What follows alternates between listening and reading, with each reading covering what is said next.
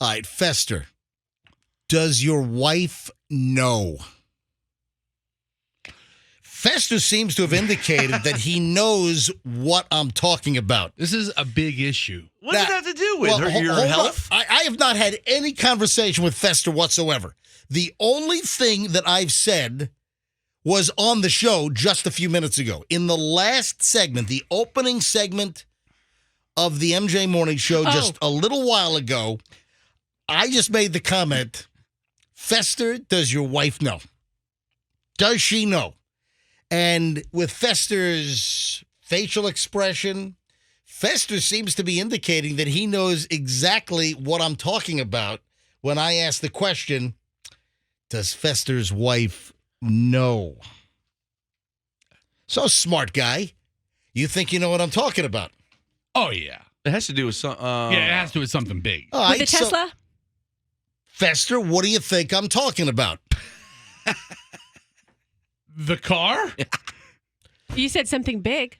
Fester, what do you think I'm talking about? So I think the fact that I put her on a plane to get her out of town for almost a week. Fester's wife flew to Illinois to see some, college friend? No, her cousin. Oh, I'm sorry, cousin. Her cousin Yeah, teaches at the University of Illinois. That's what she said. She's actually going to go see an old college lover. You know what?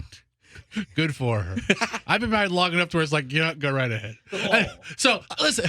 What do you think it is? What do you think? When I ask the question, does your wife know? I drove her to the airport in my Lincoln. Yep. And then I came to work on Wednesday and parked the Lincoln with like 8 miles left. And I'm thinking, I got to go to the gas station before work. And I was like, no, I don't. I have an electric car in the garage. Yep.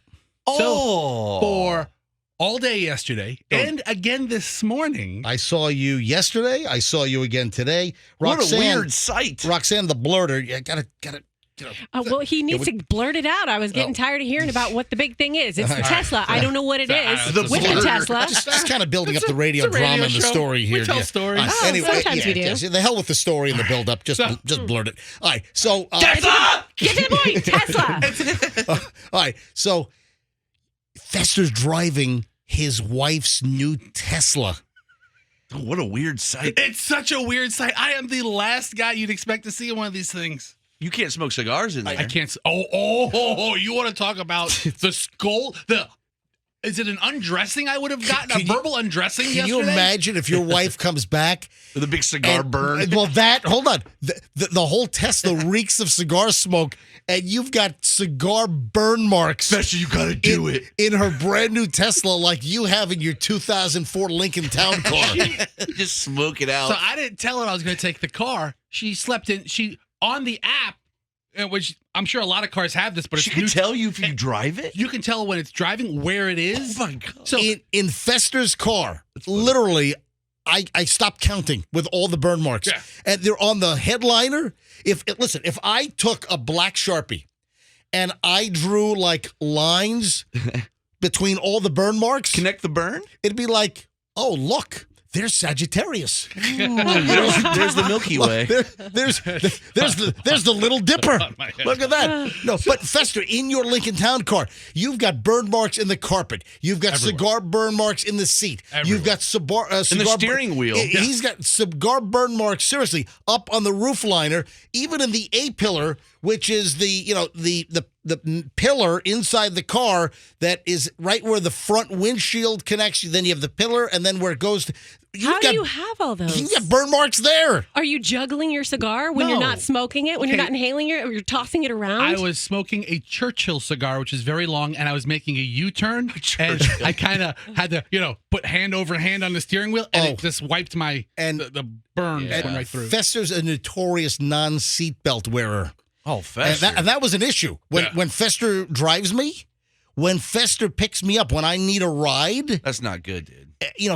I'm like, dude, put your seatbelt on because you know the deal here. Yeah, every time you open the door, the dings start again. By the time I get to your house, the dings have ended because they've given up on me. The dings have given up. No, the problem with not wearing a seatbelt is, first of all, you are like a large meteor, all right? You're a 350-pound guy. Yeah, you can go through somebody else's car. If there's a car wreck, you become this gigantic mass that's unrestrained Oh my in the God. vehicle, and you will smash into the other occupants like some kind of an interplanetary explosion. Could you imagine? You would just evaporate somebody else if you ran into them. That's the point. If you're a passenger in a car, a truck, whatever, an SUV, that if you have unbuckled passengers, you're saying, oh, well, too bad on them. No, it could be too bad on you, because if there's a wreck, the unrestrained, unseatbelted passenger becomes a massive projectile and festers like a planet. You really are. You're a big meteor. I mean, I guess on the planet scale, I would be a dwarf planet. I'd be more like Pluto. No, you'd be Jupiter. Yeah, you'd be a big No, one. I would you're be Jupiter. Well, the point is that if you ride in a vehicle with somebody that's unrestrained, unseatbelted, if there's a wreck, they could hurt you. They could be a flying object that could take you out. You could survive the wreck because you have a seatbelt on, but if another passenger flies into you at incredible force, that could be your termination.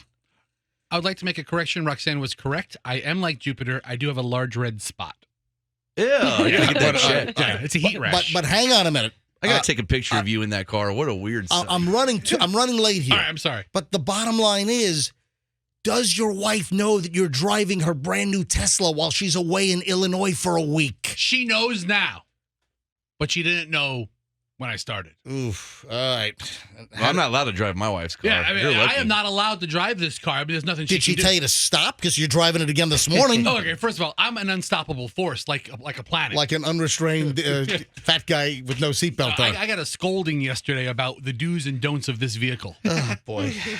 but it's a rocket, man. She's going to get it back, and it's going to be depressed on the left side. Like the suspension's going to be hey, why is my car lopsided? Well, because Fester drove it for the entire week. Has your wife ever called you and asked you a question that you knew she knew the answer to? That's how this whole thing started. I'll tell you that.